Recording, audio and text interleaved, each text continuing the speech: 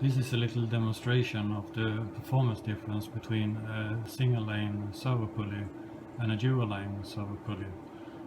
This is the original single lane servo pulley, and as you can see, when I close the finger, the lower line will relax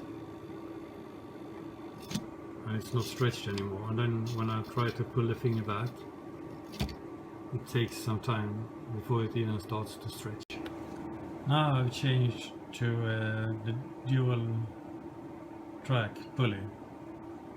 So the pulley now has two different tracks, and the larger diameter is used to close the finger and the smaller diameter is used to open the finger, and this is how it works now.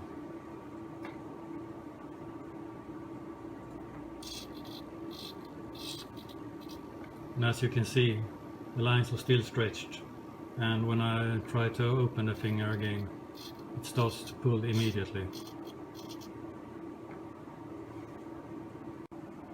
And finally, this is how it looks with the whole hand.